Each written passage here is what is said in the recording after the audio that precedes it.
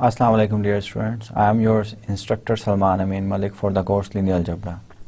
और linear algebra का आज 22nd लेक्चर है। 22nd लेक्चर में हमने dimension of a vector space and rank जो है वो ऑलरेडी हमने डिस्कस किया हुआ है प्रीवियस लेक्चर में, और एनी वेक्टर स्पेस की डायमेंशन जो है वो हम डिफाइन करेंगे और कुछ एग्जांपल्स करेंगे और कुछ एक्सरसाइजेस भी मैं आपको दूंगा at the end as usual. Last lecture में let me recall you what we have done in the last lecture.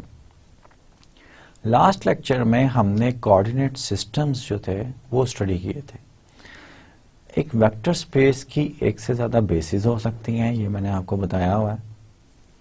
जब एक से ज्यादा बेसिस आ जाती हैं तो हमने एक रिजल्ट पढ़ा था जो कि यूनिकनेस बताता है हमें कि every vector of a vector space can be represented in a unique linear combination of vectors of any basis। कोई भी बेसिस है उसकी यूनिक रिप्रेजेंटेशन में लीनियर कॉम्बिनेशन में लिखा जाएगा। वेक्टर्स कहाँ से आएंगे? बेसिस के वेक्टर्स में, और कोई भी वेक्टर होगा वेक्टर स्पेस का उसको हम ये लिख सकते हैं। इनफैक्ट ये डेफिनेशन से ही आता है, बेसिस की डेफिनेशन से। और वो जो रिजल्ट मैं आपको रिकॉल करना चाह रहा हूं वो यूनिक रिप्रेजेंटेशन थ्योरम था। अब due to this unique representation theorem we can associate every vector of a vector space a unique vector consisting of the solution of the system of linear equation or the system which we have obtained by writing that vector equals the linear combination of vectors of the basis। और इस तरह की हमने कुछ examples भी की थी। अब जब हर एलिमेंट के कोरस्पॉन्ड एक बेसिस आपके पास है, रिलेटिव टू दैट बेसिस आपके पास एक कोऑर्डिनेट आ रहा है, तो हम एक कोऑर्डिनेट जो है system correspond to each basis for a vector space define कर सकते हैं। अब एक वेक्टर स्पेस की एक से ज्यादा बेसिस है तो हर बेसिस के कोरस्पॉन्ड हम क्या डिफाइन कर सकते हैं? कोऑर्डिनेट सिस्टम डिफाइन कर सकते हैं। नेक्स्ट लेक्चर में हम ये चेंज ऑफ कोऑर्डिनेट सिस्टम जो है इनके दरमियान रिलेशनशिप भी पढ़ेंगे और किस तरह एक कोऑर्डिनेट सिस्टम जो कि एक बेसिस के कोरस्पॉन्ड है वो दूसरे बेसिस के कोरस्पॉन्ड किस तरह रिलेशनशिप क्या है, किस तरह how we can obtain the coordinates with respect to one basis to the coordinate with respect to the other basis of the same element x belonging to a vector space। ये हम next lecture में देखेंगे, लेकिन आज के lecture में हमने dimension of a vector space define करनी है और रैंक ऑफ अ मैट्रिक्स। उसका जब भी रैंक की बात आती है तो इन्वर्टिबल मैट्रिक्स थ्योरम भी आएगा। इन्वर्टिबल मैट्रिक्स थ्योरम को आज और हम एक्सटेंड करेंगे जो कि बड़ा इंपॉर्टेंट है लीनियर अलजेब्रा के इस कोर्स में, इन्वर्टिबल मैट्रिक्स थ्योरम जो है। तो let me recall you what we have done in the previous lecture. Previous lecture in fact मैंने आपको रिकॉल भी करवा दिया है, और at the end of the previous lecture I have given you some of the practice problem, और उन practice problems को जो है आई होप कि आपने सॉल्व कर लिया होगा। Let me give you some solution of the practice problem. So today we are having the 22nd lecture of the linear algebra, and I pick these practice problem. Determine whether the set of polynomials आपको दिए गए। In fact there are two parts of this practice problem, 1 and 2. The one is 3 plus 7t, this is 1, 5 plus t minus 2t cube।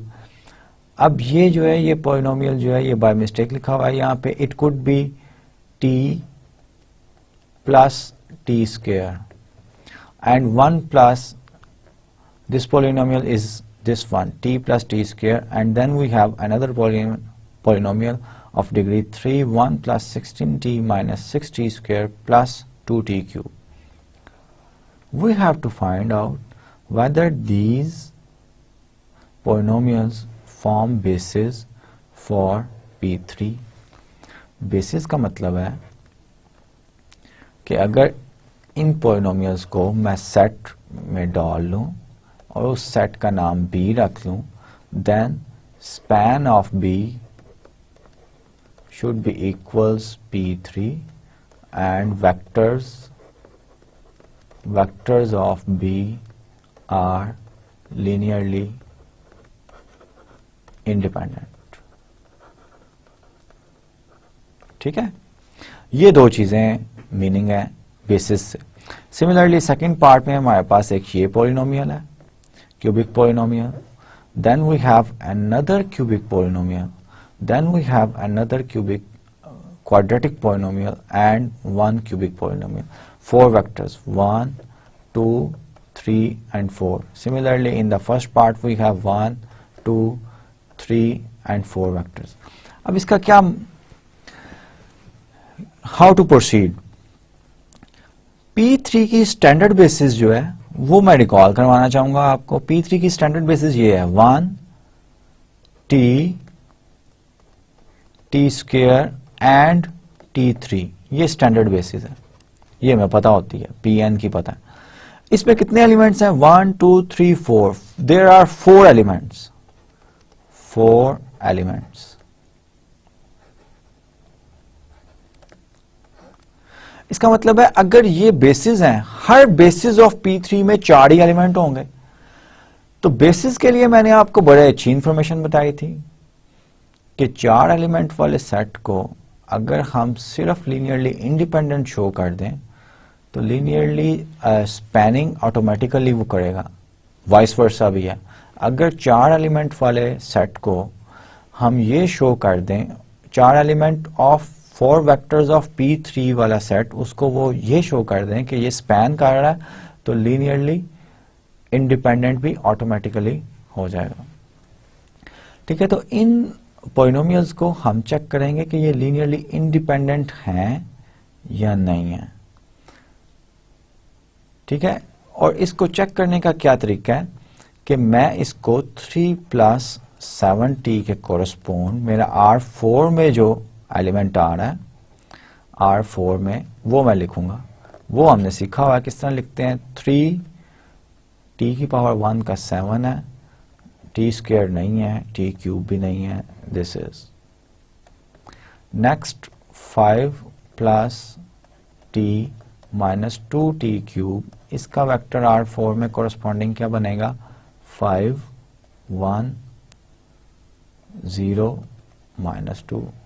Next my polynomial is t + t square, और इसके correspond vector क्या मेरा बनेगा? That will B 0 1 1 and 0. Next my polynomial is, it's a cubic polynomial whose vector will be, ये polynomial है और इसका corresponding vector क्या बनेगा? 1 16 -6 and 2.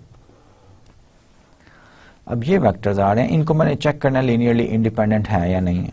तो मैं क्या, होमोजीनियस सिस्टम को सॉल्व करना है, उसके ऑगमेंटेड मैट्रिक्स जो है वो ये बनेगा 3 7 0 0 5 1 0 -2 0 1 1 0 1 16 -6 and 2 0 0 0 0. अब इसको मैं एचिलॉन फॉर्म में कन्वर्ट करने की कोशिश करूंगा. एचिलॉन फॉर्म में कन्वर्ट करना है मैंने, तो मैं R3 और R4 को जो है वो कन्वर्ट करता हूं. 3 5 इंटरचेंज करना है मैंने इन्हें. 1 0 0 7 1 1 16 0 0 0 0 -2. यहाँ पे -2 आएगा क्योंकि इंटरचेंज कर रहा हूं आखिरी 2 रोज. 0 2 0 and I will have 0 0 1 -6 0. After that I will do the row operation. row operation इसको मैंने 0 करना है. इसको 0 करने के लिए I will do 3 5 0 1 0 and 0. So I will do R2 minus 7 by 3 times R1. सो यहाँ पे एंट्री मेरी 1 माइनस 7/3 टाइम्स 5 जो है that will correspond to 34/3 minus 34/3, and here it will remain same, 16 minus 7/3, 48 minus 7/3, that will be 41/3, and at the end I have 0. Next 0 minus 2 0 2 and 0 0 0 1 minus 6 0, it remains the same. फिर मैंने क्या करना है, मैंने I will make another interchange, इसको और 2 से divide भी कर दूँ, that will make my simplifications easy. 3 5 0 1 0, so 0 minus 1 0 1 and 0 and 0 minus 34/3 1 and 41/3 0 and 0 0 1 minus 6 0. Then I have to make this 0, so I will do the row operation. R3 plus minus 34/3 times R2, that will make 3 0 0 0 5 0 1 0 minus 1 0 1 0, and this 0 this as 1, and 41/3 minus 34/3, it becomes 3. 41 minus 34 6 7/3. Here I will have 7/3 0 and 0 0 1 minus 6 0. Next I have this pivot minus 1 0, this pivot. Next I have this pivot element and I have to make this 0, so I will simply subtract this one. 3 0 0 0 5 minus 1 0 0 0 0 1 1 0 0 1 7/3 0, and subtraction minus 6 minus 7/3 minus 13/3, so I will have minus 13/3 equals 0. So this is, here we have pivot element, here we have pivot element, pivot element and pivot element. If we solve this one, we got C1 equals 0, C2 equals 0, C3 equals 0 and C4 equals 0 for this system, where if I denote this one. So our system has trivial solution. Trivial solution आ गया, इसका मतलब है ये vectors जो हैं linearly independent हैं. These vectors are linearly independent. It means the corresponding polynomials are linearly independent. अब हमने इन्वर्टिबल मैट्रिक्स थ्योरम जो है वो यूज करते हैं. ए मैट्रिक्स जो है, जो कि ये कॉलम्स के कॉरस्पॉन्ड है और हर कॉलम कॉरस्पॉन्ड है इस पॉलिनोमियल के, वो इन्वर्टिबल हो गया तो उसके कॉलम्स लीनियरली इंडिपेंडेंट हो गए और स्पैन करते हैं R4 के. इन अदर वर्ड्स R4 आइसोमॉर्फिक है P3 के. तो कॉरस्पॉन्डिंग पॉलिनोमियल्स जो हैं वो क्या करेंगे, वो स्पैन भी करेंगे, वो लीनियरली इंडिपेंडेंट भी हैं क्योंकि लीनियरली इंडिपेंडेंट का हमने चेक कर लिया, और वो स्पैन करेंगे P3 को. Hence this set in the first question forms a basis for the space P3. Similarly इसी तरह आप जो है आप सेकेंड जो है पॉलिनोमियल्स जो सेकंड क्वेश्चन में दिए गए हैं वो भी आप इसी तरह करेंगे. Write down the corresponding R 4 vectors and check whether these vectors are linearly independent और नॉट. देखिए हमने स्पैनिंग नहीं किया, स्पैनिंग यूज नहीं किया. स्पैनिंग के लिए आपको आर्बिट्ररी एलिमेंट लेना पड़ता P3 का. मैंने वेक्टर्स जो है वो R4 के लीनियरली इंडिपेंडेंट शो किए हैं. Then I use the invertible matrix theorem and then I use the fact that R4 is isomorphic to P3. ठीक है, इसी तरह आप किया करेंगे. You have to go for the tricks and the knowledge which you have learned in this linear algebra course. So आज का lecture जो है we have to define the dimension of a vector space and rank. Rank जो है ये आप you already know that theorem. If a vector space V has bases V1, V2, Vn, bases में जितने वेक्टर्स होते हैं किसी भी वेक्टर स्पेस की, we call that, जितने वेक्टर्स होते हैं उस नंबर को हम कहते हैं कि this is the dimension of the vector space V. जैसे इस रिजल्ट में वेक्टर स्पेस V की बेसिस में कितने एलिमेंट्स हैं, 1, 2 up to so on n. So the dimension of that vector space is n. If a vector space V has a basis, this one, then any set in V containing more than n vectors must be linearly dependent. ये मैंने आपको पहले explain कर दिया है. If a vector space V has a basis of n vectors, then every basis of V must consist of exactly n vectors. ये भी मैंने आपको पहले बता दिया हुआ है. So infinite dimensional and finite dimensional vector spaces are defined here. If V is spanned by a finite set, then V is said to be finite dimensional vector space. और जितने वेक्टर उस बेसिस में होते हैं हम कहते हैं कि उस वेक्टर स्पेस की डायमेंशन दैट नंबर है. अगर V वेक्टर स्पेस है और ये बेसिस है तो इस वेक्टर स्पेस की डायमेंशन क्या होगी, n होगी. V को फाइनाइट डायमेंशनल कहते हैं and the dimension of V is written as DIM for dimension and V.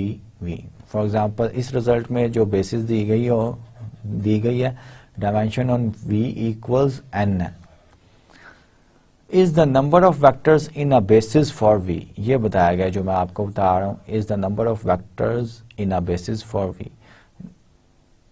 अब अगर बेसिस में इन्फिनिट एलिमेंट्स हैं तो वो इन्फिनिट डिमेंशनल स्पेस होगी.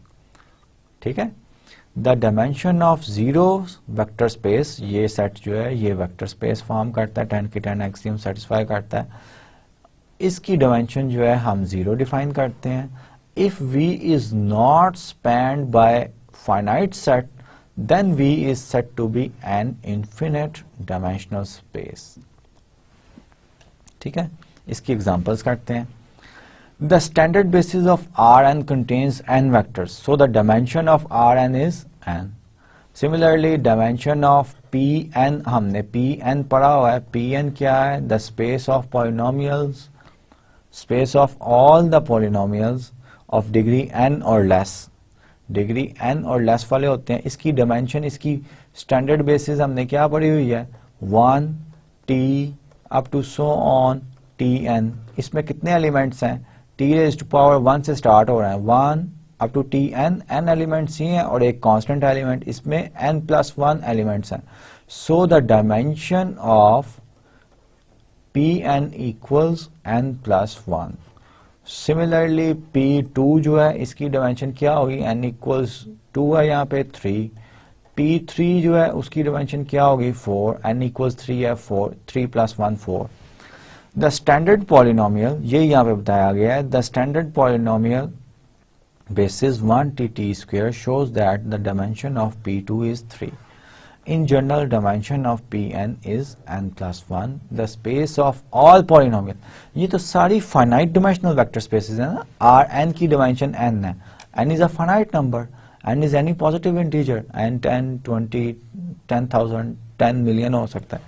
Similarly, Pn जो है ये भी finite dimensional क्योंकि n plus 1. If n is finite, then n plus 1 is also finite. ये भी एक finite dimensional space है. लेकिन the space of all polynomials P जो है, जिसमें डिग्री जो है मेंशन नहीं है, डिग्री 10,000, 10 बिलियन, 10 ट्रिलियन हो सकती है, कोई भी हो सकती है. Is infinite dimensional space. ये जो है इन्फिनिट डिमेंशनल स्पेस है और इसका स्पैनिंग सेट क्या होता है, एस स्पैनिंग सेट क्या होता है, 1 t square t cube up to so on t n, और ये चलता जाता है, ये रुकता नहीं है क्योंकि इस स्पेस में पॉलिनोमियल्स की डिग्री डिफाइंड नहीं है। It could be a large number, what ever you think large number, larger than number is also possible. So we are going to find out the dimension of the certain subspaces or vector spaces. Let H be span of this one where V1 and V2 is this one. अगर V1 V2 multiple नहीं है, दो ही vector है, multiple नहीं है, तो इस vector space H की डायमेंशन क्या हो जाएगी, dimension of H will be 2. Find the dimension of the space H। तो हमने ये सिर्फ V1 और V2 जो कि स्पैन, हमने देखा होगा कि ये सब स्पेस होती है, सब स्पेस जो है ये भी एक वेक्टर स्पेस होती है। तो हमने सिर्फ ये चेक करना है कि ये दो वेक्टर्स जो हैं ये मल्टीपल तो नहीं है एक दूसरे के, मल्टीपल नहीं होंगे तो लीनियरली इंडिपेंडेंट होंगे, स्पैन तो वो ऑलरेडी कर लेते। तो यही सेट जो है S इक्वल्स V1 V2 जो है यही बेसिस फॉर्म कर जाएगा इसका। अब ये V1 V2 जो है ये क्लियरली यहाँ पे नजर आ रहा है कि मल्टीपल एक दूसरे के नहीं है, क्योंकि यहाँ पे V2 की एक एंट्री 0 है जबकि V1 की कोई एंट्री 0 नहीं है। So whenever we multiply these two vectors with a real number, that entry correspond to second will never appear into the other. So these are linearly independent because these are not multiple of each other. So the basis S set containing V1 and V2 is a basis for H. Hence that कितने vectors हैं basis में, दो vectors हैं, dimension of H is 2 जो यहाँ पे लिखी हुई है। Find the dimension of the subspace this one.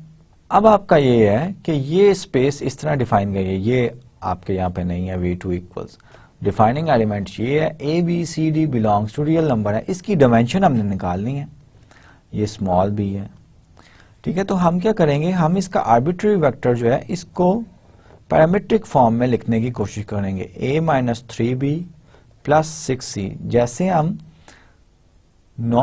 Homogeneous system of linear equation के सॉल्यूशन का पैरामीट्रिक लिखते थे फ्री वेरिएबल्स में। In fact a b c d are free, they can take any value, these correspond to free variables. b minus 2c minus d और 5d जो है, इस vector को मैं लिखना चाहूंगा a into some vector plus b into some vector plus c into some vector plus d into some vector. और वो a के साथ वेक्टर क्या आएगा, 1 5 0 0। b के साथ क्या आएगा, -3, b का यहाँ पे कोई एलिमेंट नहीं है, 0 1 0।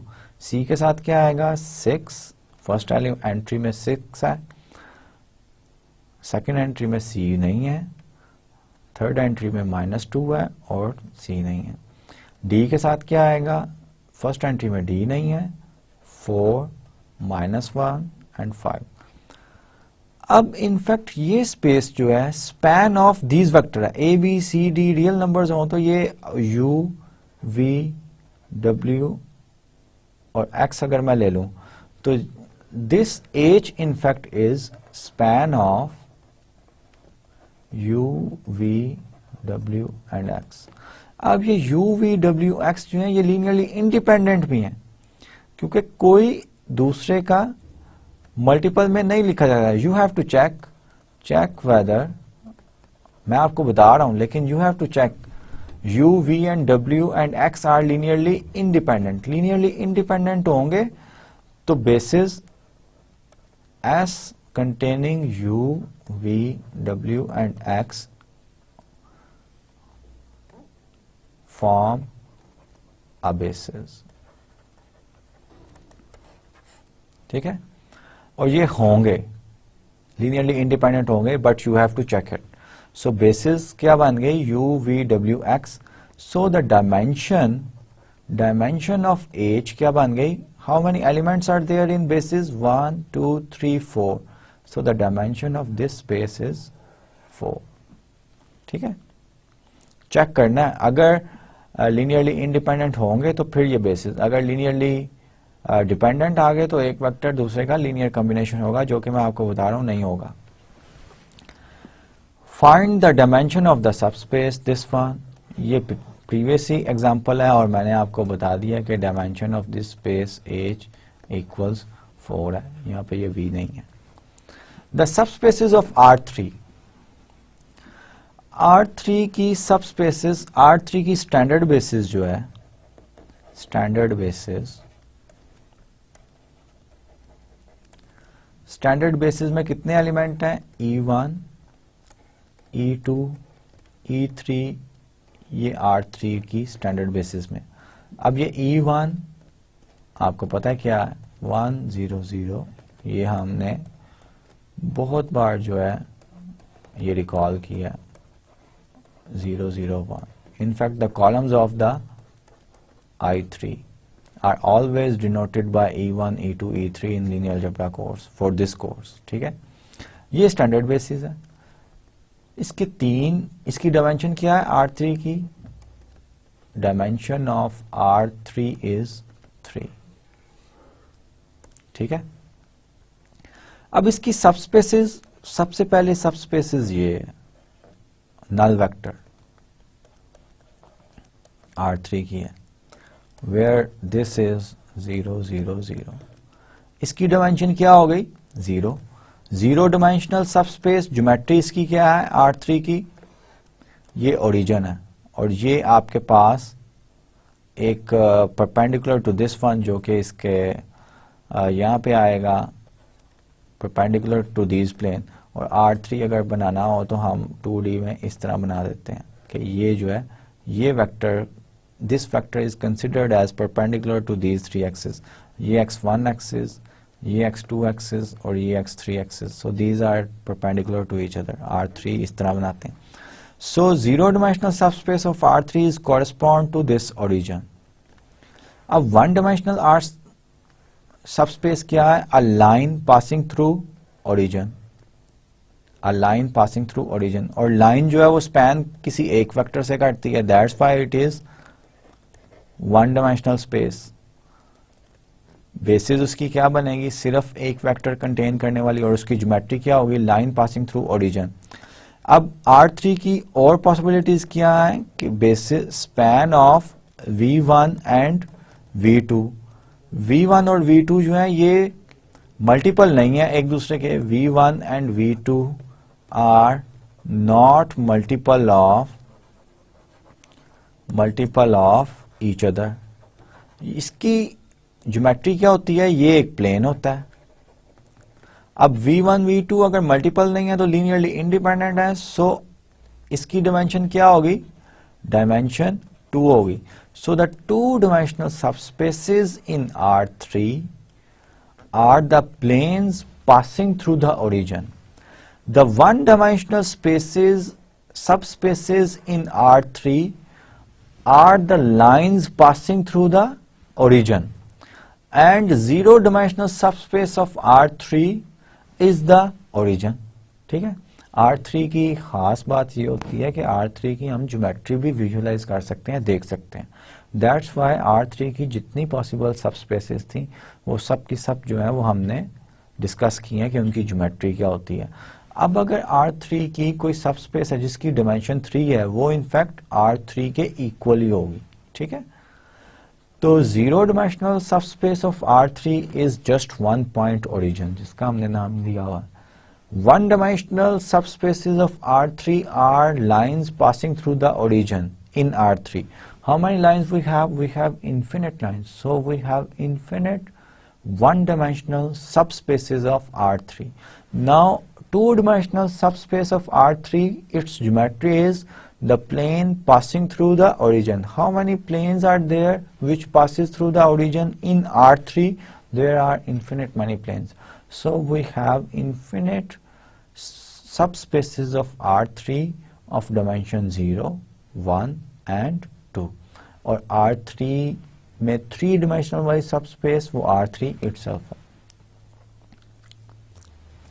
Subspaces of a finite dimensional vector space. अब एक वेक्टर स्पेस है, एच उसका सबसेट है, एच भी सबस्पेस है in fact, so obviously dimension of H will be less than or equal to dimension of V होगी। ये तो वी से तो बढ़ ही नहीं ना सकती, जैसे R3 की एग्जांपल में हमने की, R3 की सबस्पेसेस की डायमेंशन क्या थी, 0 dimension corresponding to origin, 1 dimension corresponding to line passing through the origin, dimension 2 वाली सबस्पेसेस थी the planes passing through the origin। तो यही 3 पॉसिबिलिटीज है ना हमारे पास R3 की सबस्पेसेस की। तो a vector space cannot have a subspace which has dimension more than R3, ठीक है। इक्वल तो हो सकती है कि वो वेक्टर स्पेस और सबस्पेस इक्वल हो गई हैं, लेकिन ज्यादा डायमेंशन तो नहीं ना हो सकती।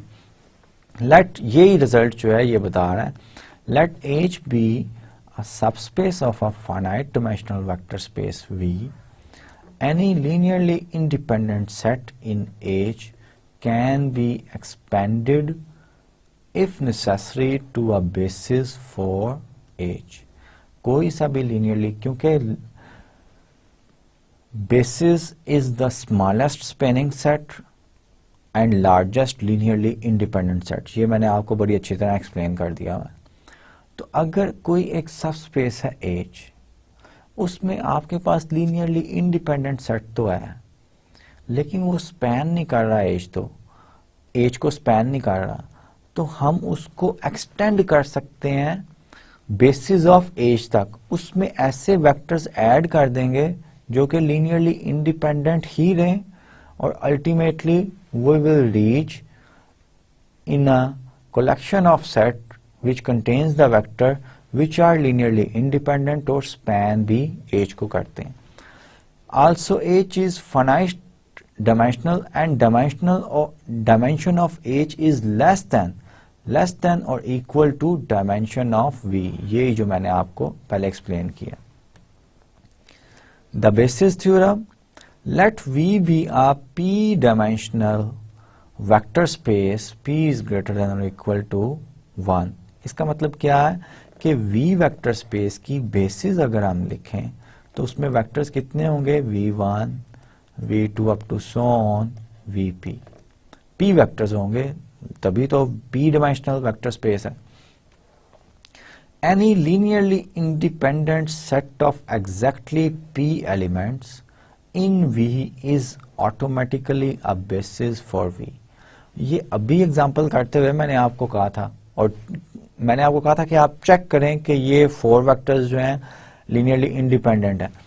लीनियरली इंडिपेंडेंट होंगे तो ऑटोमेटिकली बेसिस फॉर्म करेंगे। ये रिजल्ट जो है बेसिस थ्योरम यही आपको बता रहा है कि अगर किसी वेक्टर स्पेस की डायमेंशन p हो और आप कोई सेट फाइंड आउट करते हैं जो कि लीनियरली इंडिपेंडेंट सेट है और उसकी कंटेनिंग p एलिमेंट है, वो सेट ऑटोमेटिकली स्पैन भी करेगा, ठीक है।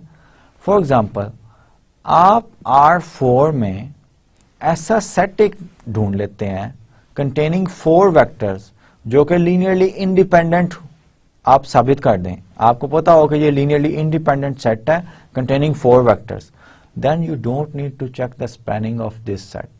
That set will automatically span the R4 and will become a basis for R4। ठीक है, समझ आ गई है। ये बड़ा इंपॉर्टेंट रिजल्ट है और ये आपका इनफैक्ट एक एक्सियम को ऑब्सोलीट कर रहा है बेसिस थ्योरम की।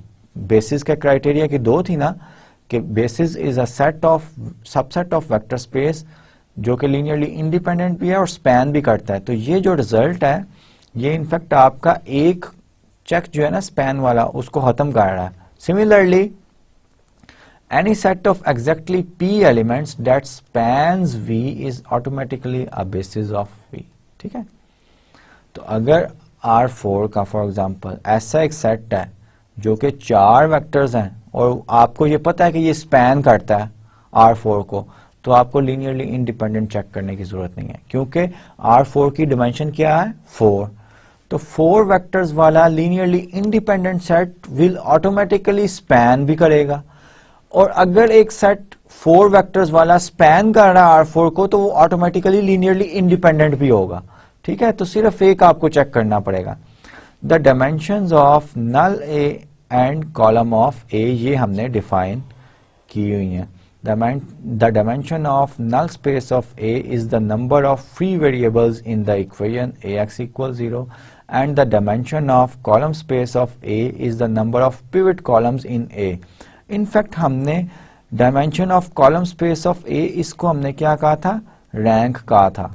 और रैंक थ्योरम भी हमने किया था कि rank which is in fact dimension of column space of A plus dimension of null space of A equals n if A is a square matrix n by n, और number of columns, ये number of columns होते हैं। ठीक है, इसके equal होती है the number of free variables plus the number of pivot positions equals the number of columns। ये next slide में आ भी रहा है मेरा ख्याल है। Find the dimensions of the null space and column space of this matrix A। ये हमने किया हुआ है। Row reduce the augmented matrix A0 to echelon form.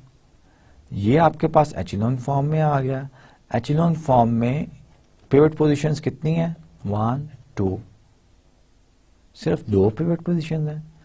इसका मतलब है इस मैट्रिक्स A में सिर्फ 2 कॉलम्स जो हैं लीनियरली इंडिपेंडेंट है। So the dimension of the column space of A equals to. अब आप इसको चेक भी कर सकते हैं कि इस जो होमोजेनियस सिस्टम हमने लिखा है इसका सॉल्यूशन लिखें। x3 equals -2x4 plus 2x5 और x1 आपका आ रहा है 2x2 plus -2x3 -3x4 plus x5।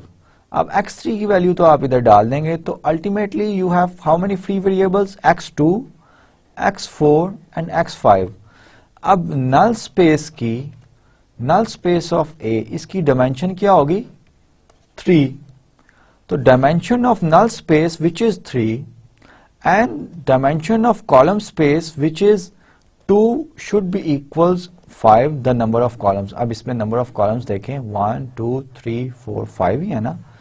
So according to the rank theorem, dimension of null space plus dimension of column space, जिसको हम रैंक भी कहते हैं, equals the number of columns of the matrix A। तो number of columns इसमें क्या है? इसका ऑर्डर क्या है? 3 into 5। नंबर ऑफ कॉलम्स 5 है, which is equals the dimension of column of A plus null space of A. Find the dimension of the subspaces spanned by the given vectors. अब ये R3 के vectors है ना, R3 की standard basis जो है वो याद करें। स्टैंडर्ड बेसिस में कितने एलिमेंट्स हैं? 3 हैं। So the dimension of R3 is 3। ये 4 वेक्टर्स हैं। दीज आर लीनियरली डिपेंडेंट, क्योंकि मैंने आपको यह बताया कि अगर डायमेंशन से ज्यादा सेट वाला कोई भी सेट आपको दिया गया हो, you don't need to do anything, these are linearly dependent. Linearly dependent है तो इसका मतलब है कोई एक वेक्टर दूसरे वेक्टर के कॉम्बिनेशन में लिखा जा सकता है। वो वेक्टर हमने ढूंढना है और उसको निकालना है। फिर हम चेक करेंगे कि ये जो है रिमेनिंग वेक्टर्स जो हैं वो लीनियरली इंडिपेंडेंट हैं या नहीं है। अब ये लीनियरली डिपेंडेंट है, उसको चेक करने के लिए, रिलेशनशिप चेक करने के लिए हम क्या मैट्रिक्स A बनाएंगे 1 0 2 3 1 1 -2 -1 1 5 2 2। इस मैट्रिक्स को एचिलॉन फॉर्म में करेंगे और देखेंगे पिवट पोजीशंस कौन कौन से कॉलम्स में आ रही हैं। वो कॉलम्स लीनियरली इंडिपेंडेंट होंगे, बाकी कॉलम्स जो होंगे वो can be written as linear combination of linearly independent columns. अब इसको अगर मैं करूं तो 1 3 -2 5 this is already 0, this is 1, minus 1, 2. Before doing this, I will do the row operation, क्योंकि मुझे नज़र आ रहा है कि मैं अगर R3 में से माइनस R2 कर दूं, so I will have 2, 0, 0, 0. And then I will do 1, 3, minus 2, 5, and 0, 1, minus 1, 2.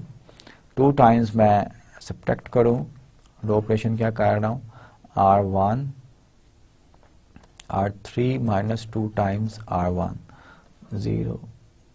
Then I will have this one. In fact, ये मुझे रो ऑपरेशन करने की कोई ज़रूरत नहीं थी.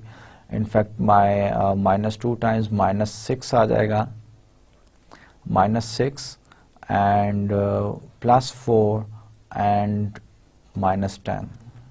ठीक है. Then I do the row operation. I will have 1, 0, 0, 3, minus 2, 5, 1, minus 1, 2, and 6 times मैंने add करना है, 0, 4, minus 6, that will be minus 2, minus 10, 6 times मैंने add करना है, that will give me 2, and ultimately I will do the row operation. 3, 1, 0, minus 2, 5, 1, minus 1, 2. मुझे क्या करना पड़ेगा, 2 times subtract करना पड़ेगा, R3 minus 2 times R2. That will make here 0, 0, 1, minus 1, ये entry ऐसे लिखी गई है. That will make here 0 and here 0, 2. So I am having 3 pivot position here, second column में, third column में. So my linearly independent columns are the first 2, 1, 2 and first 3, 1, 2 and 3. These are the linearly independent, and this vector can be written as linear combination of other vectors. So span H अगर मैं नाम रखता हूँ, span of, इसका नाम मैं V1 रखता हूँ, इसका नाम मैं V2, इसका नाम V3 and इसका V4.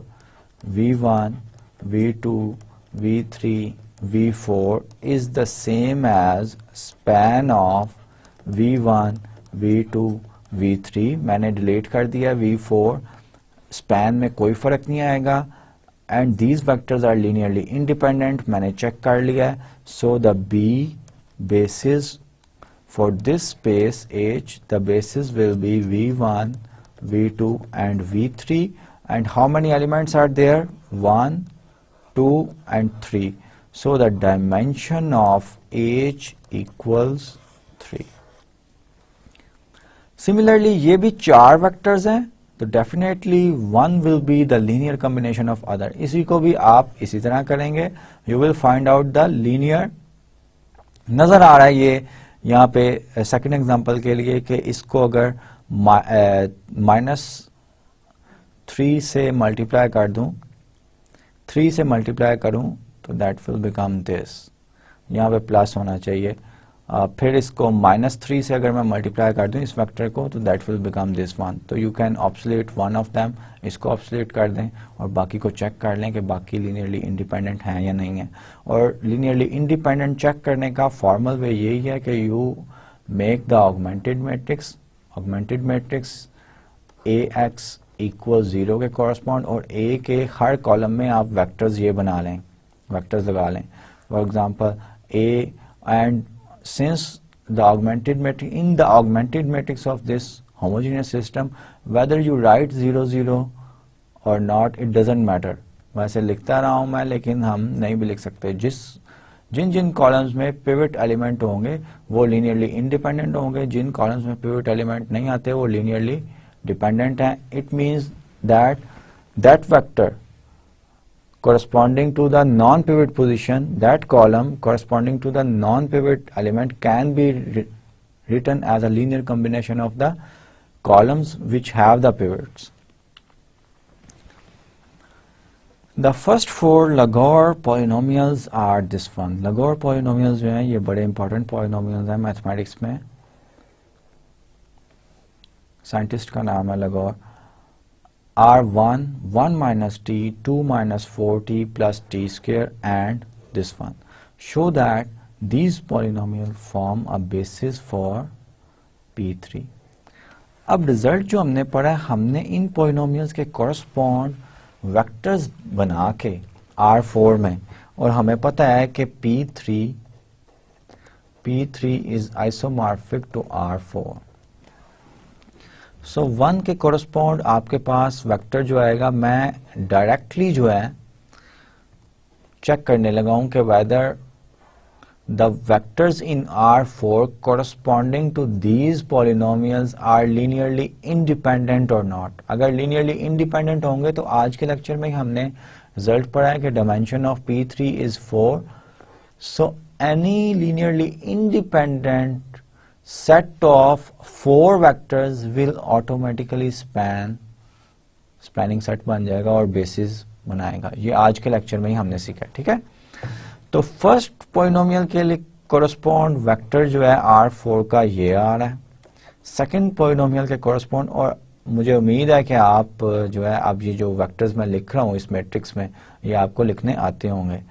1 -1 0 0, 2 -4 1 0, क्योंकि क्यूबिक यहाँ पे इसमें कोई नहीं है. लास्ट पॉलिनोमियल में क्यूबिक भी है, हर टर्म है, कांस्टेंट भी है. 6 -18 1 and -1. So linearly independent check करने के लिए होमोजेनियस सिस्टम होता है. 0 0 ना भी लिखें आप तो इट डजंट मैटर. ठीक है, इसको मैं now this matrix has pivot position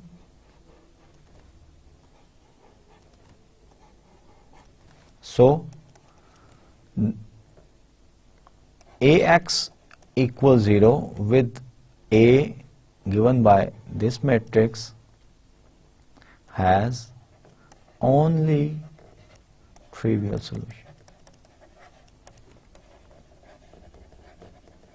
Trivial solution ही आएगा ना इसका. In fact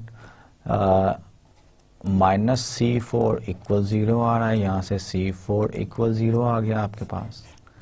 नेक्स्ट इक्वेशन से C3 प्लस C4 इक्वल 0 आ रहा है. C4 इक्वल 0 करें, आपके पास C3 भी 0 आ गया. ठीक है, नेक्स्ट इक्वेशन से -C2 -4 C3 -18 C4 इक्वल 0 आ रहा है. C3 और C4 इक्वल 0 करें, C2 भी आपके पास 0 आ गया. फर्स्ट इक्वेशन से C1 plus C2 plus 2 C3 plus 6 C4 equal 0, सब वैल्यूज डालें, आपके पास C1 इक्वल 0 आ रहा है. और हर कॉलम में except the last column we have the pivot. तो ये भी हमें बता रहा है कि ट्रिवियल सोल्यूशन आएगा. ट्रिवियल सोल्यूशन का मतलब ये है the set S containing these polynomials 1 minus t, 2 minus 4t plus t square and 6 minus 18t plus t square minus t cube is linearly independent set in P3. So आज के lecture में हमने result पढ़ा है, linearly independent set है, तो ये span automatically करेगा, ऑटोमेटिकली. ठीक है, so this set forms basis for P3. और इस बेसिस में कितने एलिमेंट है? 1 2 3 4 एलिमेंट है. अब कॉलम स्पेसेस और नल स्पेसेस तो हमने corresponding to a matrix define की थी. Let's define another space which is the row space. The row space, अब अगर A का ऑर्डर m इंटू n है तो रोज को भी तो हम वेक्टर्स ले सकते हैं ना. रो अगर A का ऑर्डर m इंटू 1 है, सो R1 will be a vector containing how many elements, the number of, जितने नंबर ऑफ कॉलम्स होंगे.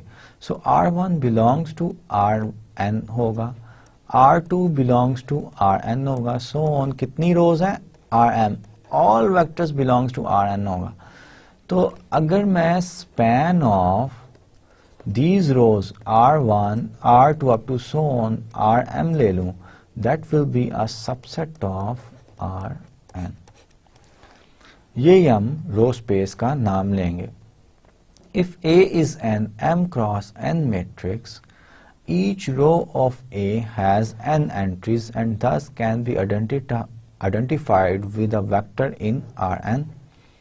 The set of all linear combinations of the row vectors is called the row space of A and is denoted by row of A। अब ये हमें पता है कि A transpose we obtain by just inverting रोज को columns में transform करके हम A ट्रांसपोज निकालते हैं। So this is a note और remark that the row space of a matrix A equals the column space of A transpose. ठीक है, अब हम एग्जांपल करते हैं। Let A be this matrix. कितने कॉलम्स हैं, इसका ऑर्डर क्या है 4 into 5, 1 2 3 4 5 columns and 4 rows हैं, 4 into 5 हैं। So the row space of A will be the subset of R5, in fact subspace of R5, क्योंकि स्पैन हमने कहा हुआ है कि किसी भी वेक्टर्स का सबस्पेस होता है हमेशा। Then row A will be space of which Euclidean space, ये मैंने आपको बता दिया R5 का। Find the basis for the row space of A। अब row space जो है वो span है rows of A का, ये R1 है, ये R2 है, ये R3 है, ये R4 है। तो row space of A equals span of R1, R2, R3 and R4 और ये सबस्पेस होगी R5 का, ये हमने डिसाइड कर लिया। इसका मतलब ये हुआ कि ये एज अ वेक्टर, ये एक वेक्टर, इनको हमने चेक करना है कि हर रो में से लीनियरली इंडिपेंडेंट रोज कितनी है। So we will transform the matrix A into echelon form. Echelon form में जितनी नॉन जीरो रोज आएंगी वो आपकी लीनियरली इंडिपेंडेंट रोज होंगी। ठीक है, वो लीनियरली इंडिपेंडेंट रोज होंगी तो आपका ऑब्वियसली जो जीरो रो बन गई, इसका मतलब है that row can be written as linear combination of the non zero rows. तो आपके A में जो नॉन जीरो एचिलॉन फॉर्म में जो नॉन जीरो रोज होंगी वो कौन कौन सी बन रही हैं, R1, R2 and R3। So A में आपके जो R1, R2, R3 के कोरस्पोंड जो वेक्टर्स लिखे होंगे उनको आप सेट S में डाल लें, विच इज -2, -5, 8, 0, -17। ये मैं एज अ कॉलम वेक्टर लिख रहा हूं 1, 3, -5, 1 एंड 5 एंड R3 के correspond non zero 3, 11, -19, 7 and 1. So this set form basis for row space of A।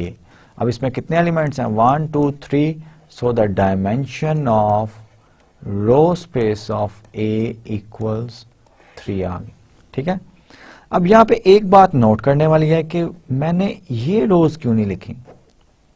ये रोज इसलिए नहीं लिखी कि span of rose of A is not the same as the span of rows of B where B is the echelon form of A। ये equal नहीं होता, ठीक है, because these are different vector. इसी तरह मैंने आपको कॉलम स्पेस में बताया था कि पिवट एलिमेंट के कोरस्पॉन्ड ओरिजिनल मैट्रिक्स में पिवट पोजीशंस के कोरस्पॉन्ड जो ओरिजिनल मैट्रिक्स में A में कॉलम्स होंगे वो बेसिस में आप रखेंगे। ठीक है, तो एग्जैक्टली सेम चीज ही है जो कि हमने रो स्पेस के लिए भी की है। अब यही रिजल्ट जो है, जो मैंने अभी आपको इंफॉर्मेशन बताई है, ऑब्जर्व करवाई है, वो ही इस रिजल्ट में स्टेट कर रहे हैं। If two matrices A and B are row equivalent, then their row spaces are the same. Row spaces की डायमेंशन सेम होगी if B is in echelon form.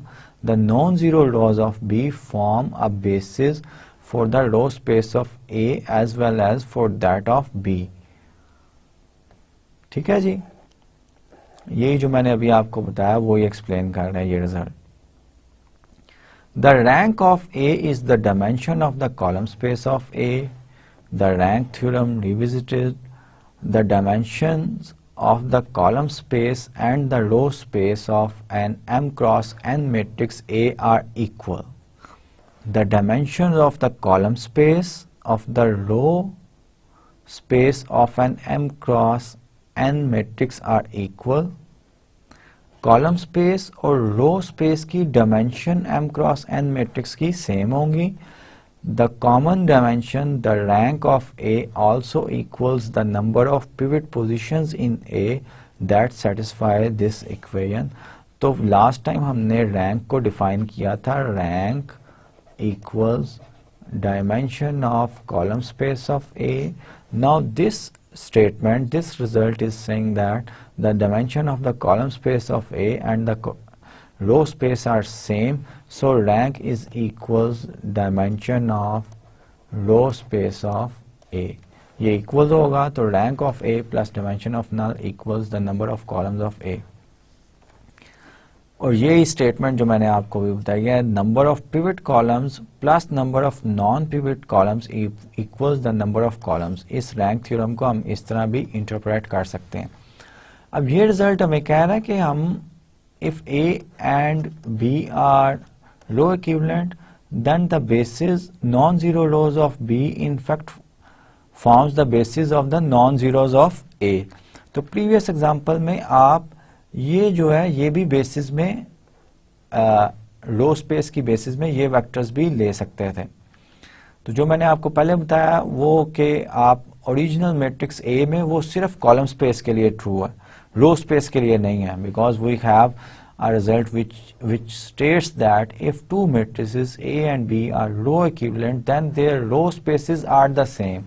और आई एम सॉरी कि ये मैंने आपको पहले बता दिया कि ओरिजिनल मैट्रिक्स ए में जो है आप नॉन जीरो रोज के कॉरस्पॉन्ड लेंगे, दिस इज नॉट ट्रू। ये आप जो मैट्रिक्स बी आपने एचिलॉन फॉर्म में लिया उसकी रोज भी ले सकते हैं and it makes sense also कि इनफैक्ट जब एचिलॉन फॉर्म में आप लेके आते हैं तो आप जो है कोफिशिएंट सेम वेरिएबल का जो है उसको जीरो करते हैं।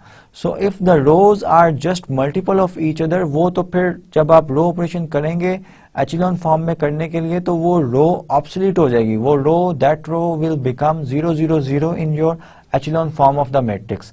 So if A and B are equivalent, row equivalent, then their row spaces will be same. Logic भी यही कहता है जो कि मैंने आपको बता दिया था कि आपने ओरिजिनल मैट्रिक्स में ओरिजिनल रोज लेनी है एंड दिस इज कि कॉलम स्पेस के लिए बी केयरफुल, कॉलम स्पेस में हम ओरिजिनल मैट्रिक्स के कोरस्पॉन्ड पिवट पोजीशन अपने एचिलॉन फॉर्म में देखते हैं और ओरिजिनल मैट्रिक्स से कॉलम्स लेते हैं, ठीक है, रो स्पेस में नहीं है ये।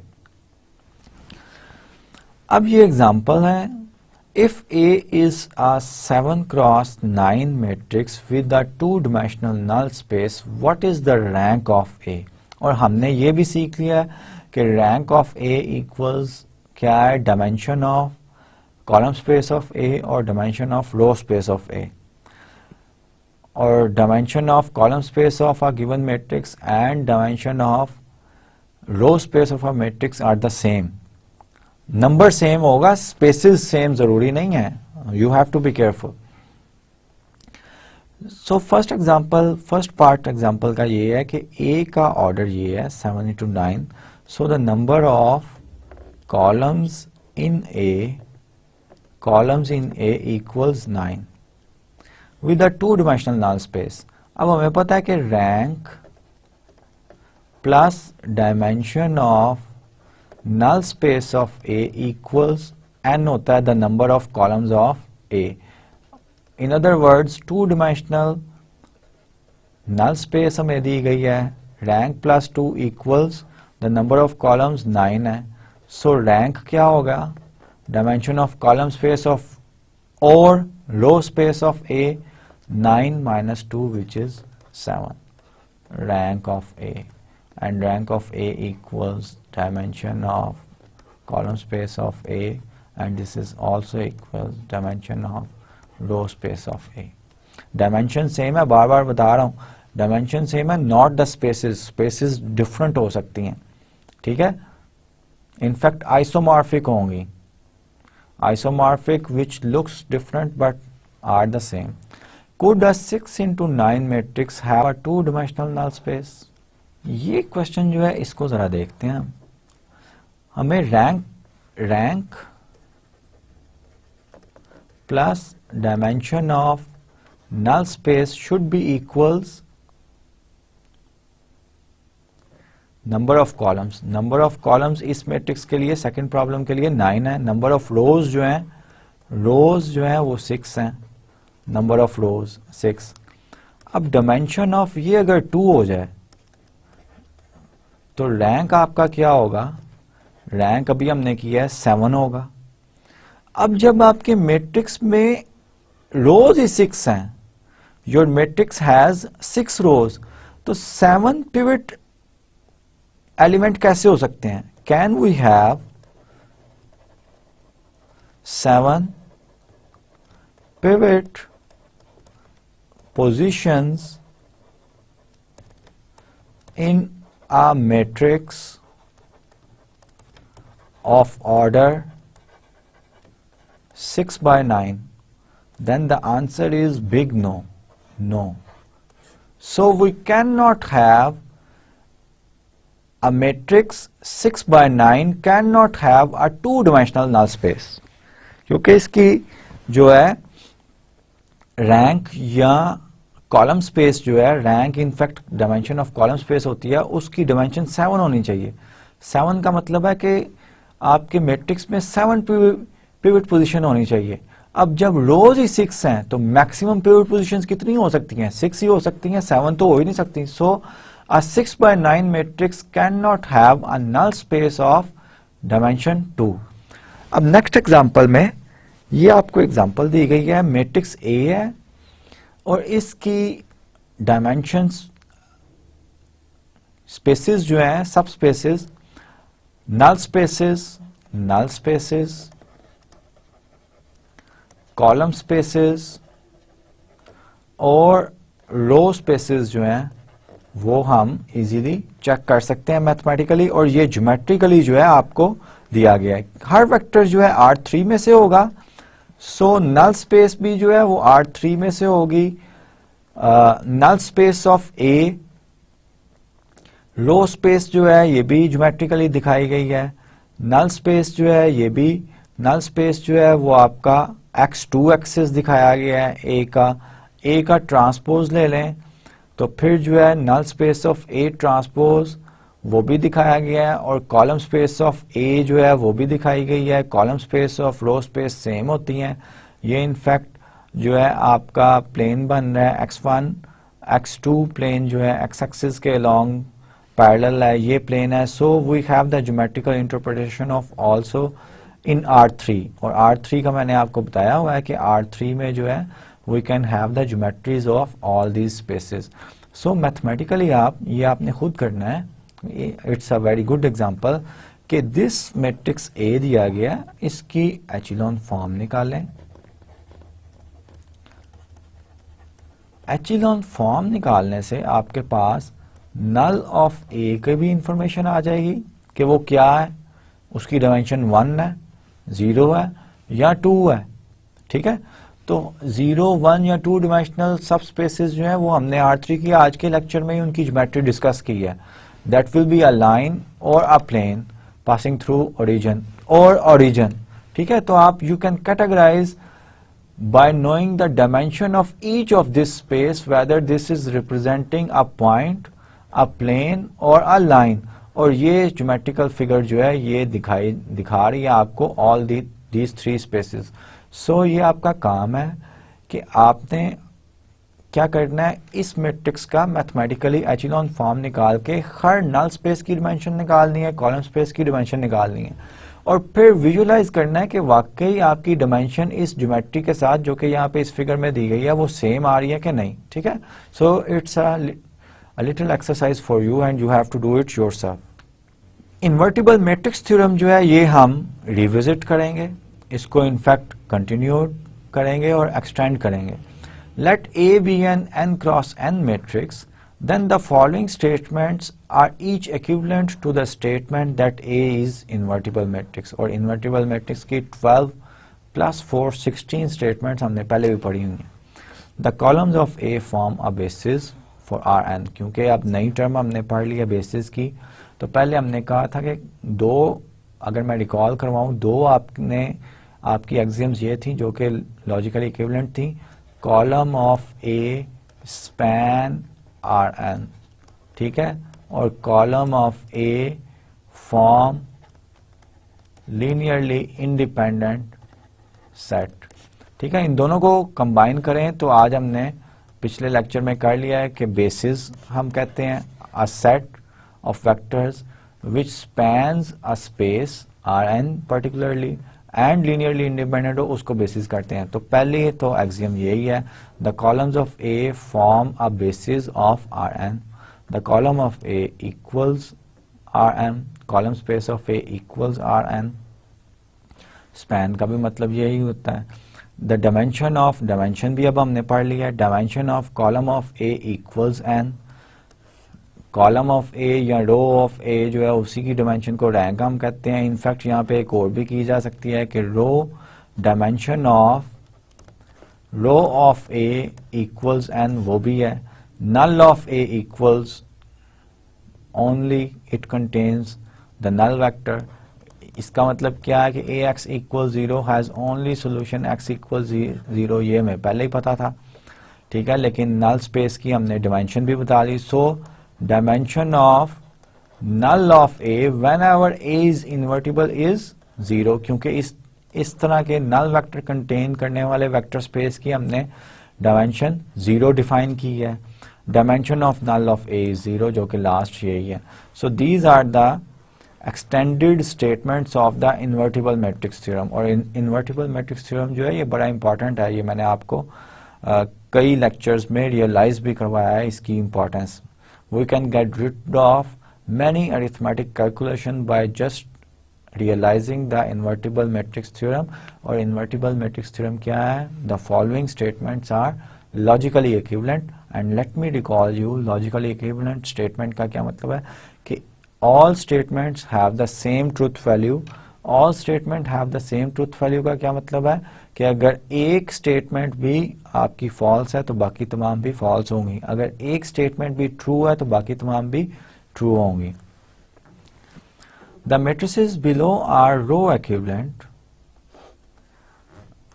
this matrix and this matrix are row equivalent। it means that we can find out the row operations such that A is row equivalent to B। find rank of A and dimension of null space of A। ये आप easily कर सकते हैं। इसमें free variables कितने आएंगे? 3x2 आपका ये वेरिएबल है, x1 x2 x3 x4 x5। तो x2 की वैल्यू इन टर्म्स ऑफ कितने?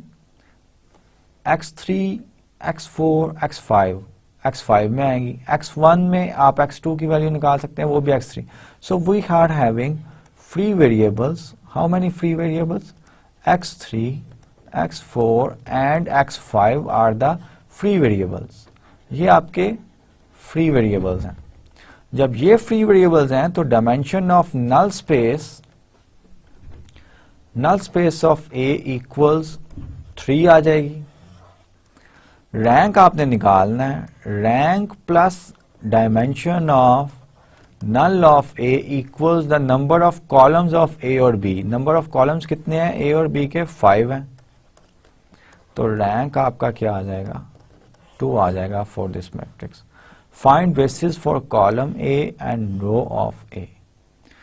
बेसिस जो है कॉलम ए के लिए पिवट पोजीशंस होती हैं, columns corresponding to the pivot position, दो पिवट पोजीशन है, so these vectors a1 a2 will be the first two columns will form the basis for the column space of A।